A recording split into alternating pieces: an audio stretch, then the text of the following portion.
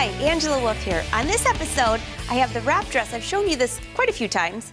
And when you're using a lightweight rayon or silk charmeuse, you might want a little bit of a different hem. Now, there are many options of how to hem this dress, but here's a simple one. If you look closely, this is just a light rolled, tiny rolled hem, but on the sewing machine. So let me show you how to do this. I'm using a contrasting thread so you can see. I'm going to fold this fabric over just one time. How far? It really depends, but I like to go, this is just under 1/2 inch is my base for this, and I'm going to stitch right in the middle of this. It gives me, I'm going to be cutting fabric away, but it gives me a better handle on the fabric, and this is the tricky part when we get to the curve. All right, so I'm just, no need to back stitch here. I'm just going to start stitching. Really stitching. All right, now notice I have a finger underneath here, and I'm using this hand to push the fabric this way. So I'm actually creating almost a little tunnel to sew.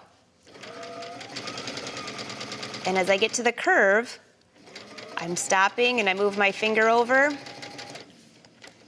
And I continue to go like this. So this is my movement and this is my movement, if you can barely tell. Going around the curve. I have a lot of excess fabric to cut off, which is no problem. When you go around the curve, this is what gives that hem that little wave.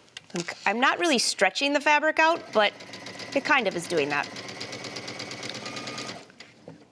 This is also if you didn't cut straight or your fabric moved while you were cutting your fabric out.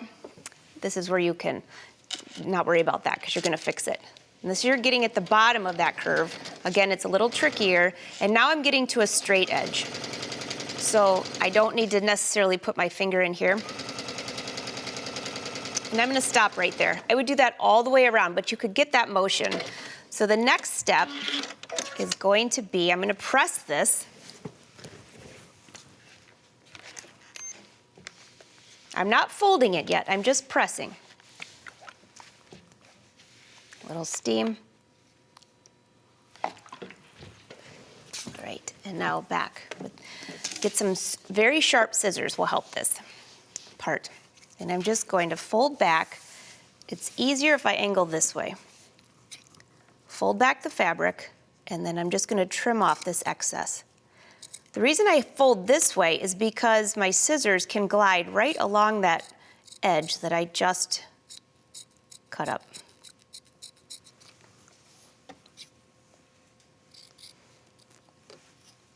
You can also slide right in here. You just want to be very careful not to cut your actual fabric.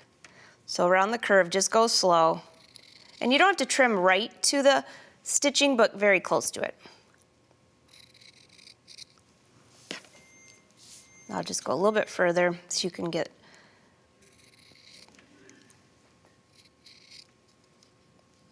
I'm just sliding the scissors up there. Around the curve.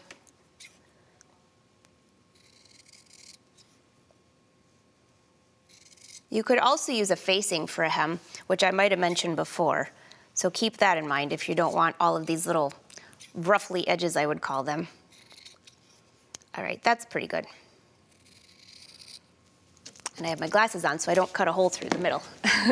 All right, back to the pressing. Pressing is going to be one of the most important parts of this hem.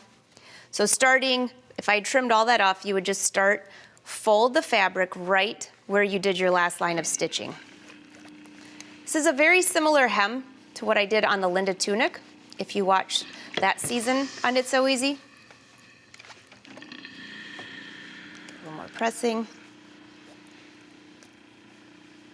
Steam will be your best friend on this one.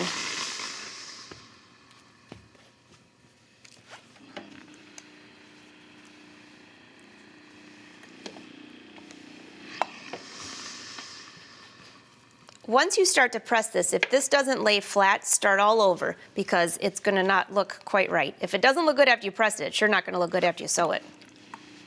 Got one little wrinkle there I want to press out.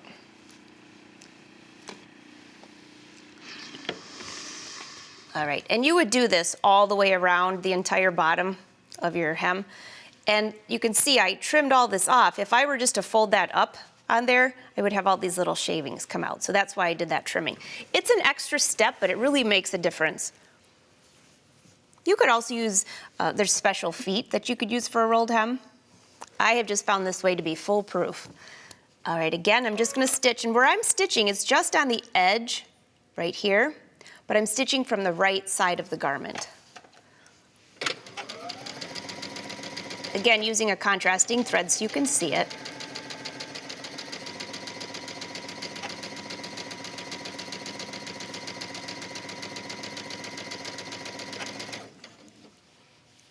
It's looking pretty good. If you miss this, for some reason when you're stitching, if you go off the edge or anything like that, you can always restart. So I know it's hard to see from the right side, but if you have something visually for your eye to line up with when you're hemming this, so for me, the fold of this edge is lined up right onto the edge of my presser foot right there, and that's what I'm focusing on.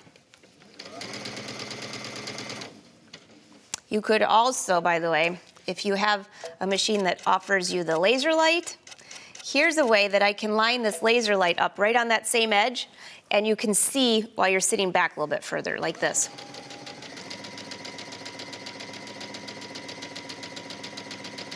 And then keep stitching all the way around.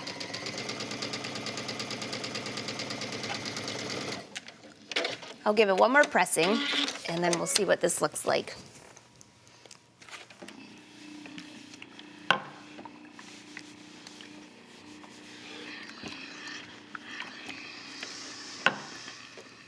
You could also do this if you don't have a serger. Remember on the episode where we did the rolled hem?